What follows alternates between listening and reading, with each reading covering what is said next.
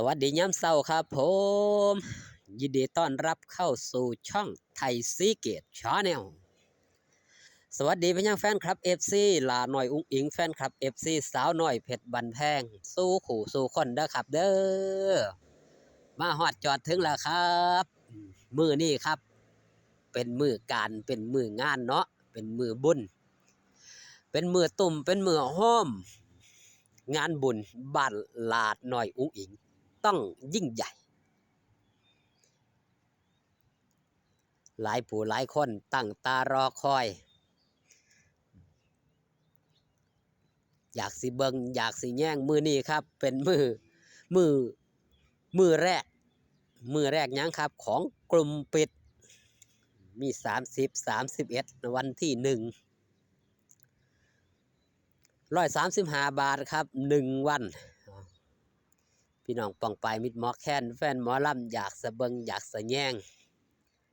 ไหลสดกลุ่มปิดงานบุญงานตุ่มงานโฮมบ้านลาหน่อยอุ้งอิงสาวน้อยเพชรบ้านแพงปะทะยังครับหนังฟอร์มยักษ์จอใหญ่นั่นก็คือคายอ้อบริการนั่งกับจำปาทองภาพยนตร์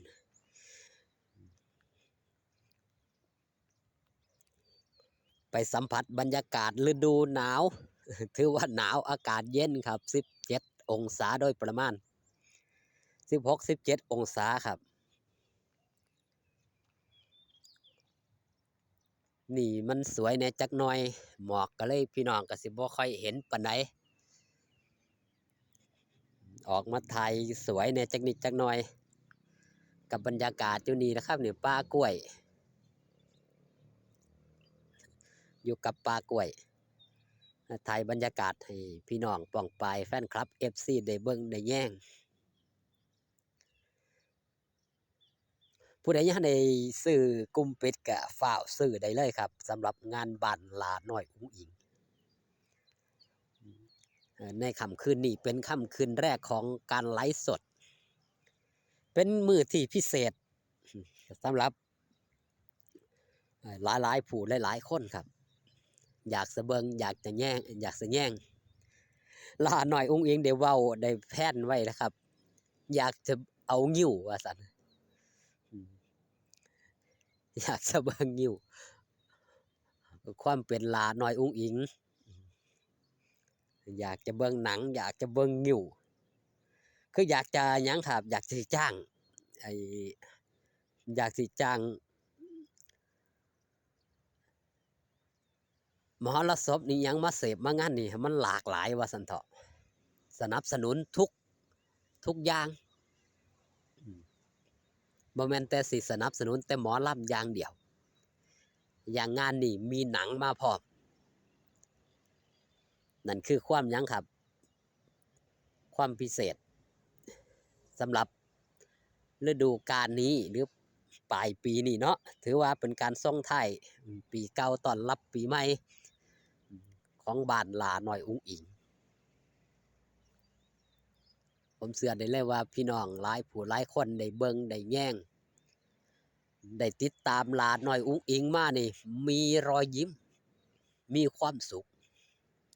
เพราะฮักแม่ฮักหลายผู้หลายคนครับมีความสุข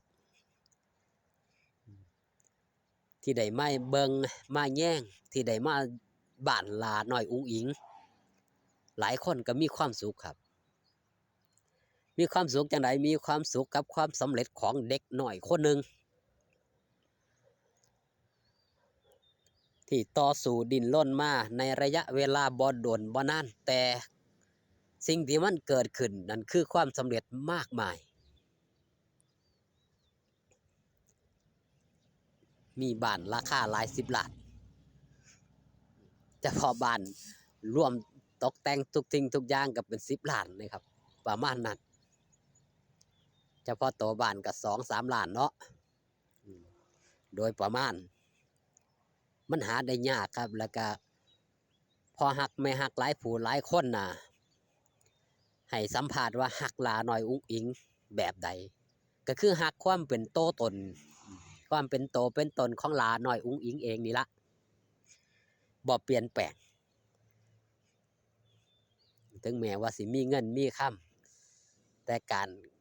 ารกระทำความประพฤติของหลาน้อยอุ้งอิงยังคงเดิมแล้วก็คล้องใจมิตรหมอแค้นแฟนหมอลำนี่แหละครับสิ่งที่มันได้ใจแฟนคลับ FC ถือว่าเป็นศิลปินตัวอย่างแห่งยุคปัจจุบันเบิ่งสภาพกับบรรยากาศครับโอ้ยมื้อนี้ท้องฟ้างามเมฆสวยงามตามธรรมชาติ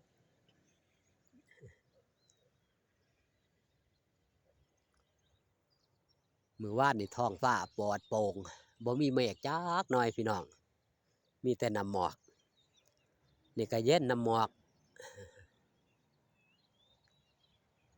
ไปสัมผัสเบิ่งครับมื้อเช้ากับผู้ใดได้เบิ่งคลิปเนาะทางช่องเสียนอนไปปลุกแต่ตีสี่ไปฮอดบ้านก็ไปปลุกพอฮักอยู่ในเต็นท์เนาะมาจีเข้ากันโอ้ยม่วนกรุบบรรยากาศแห่งความสุขหลาน้อยอุ้งอิงสมกับเป็นหยังครับรัฐมนตรีแห่งความสุขแฟนคลับ FC ตั้งให้คือผู้ใดได้เบิ่งผู้ใดได้แย่งผู้ใดได้ติดตามก็มีความสุขครับสำหรับหลาน้อยอุ้งอิงนี่คือหยังครับคือศิลปินที่คล้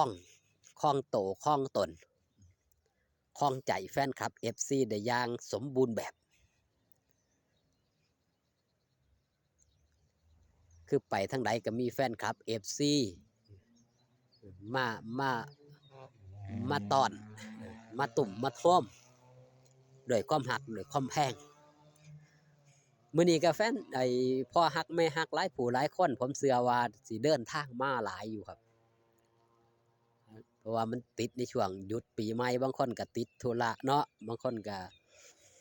อยู่กับครอบครัวบางคนก็เสียสละมาโดยความฮักโดยความแพงแหละครับจังเพิ่นได้เสียสละมาตุ่มมาโฮมกันมาโดยความฮักมาโดยความแพงกันขอบคุณพี่น้องนะครับเด้อที่ได้เข้ามาเบิ่งที่ได้เข้ามาแย่งช่องไทยซีเกตชาแนลเอาคลิปนี้ฝากตอนมิตรหมอแค้นแฟนหมอลำเอาไว้แต่เพียงซ้ำนี้เบิ่งแย่งสุขภาพครับอากาศเปลี่ยนแปลงพอกันคลิปหน้าสบายดีครับผม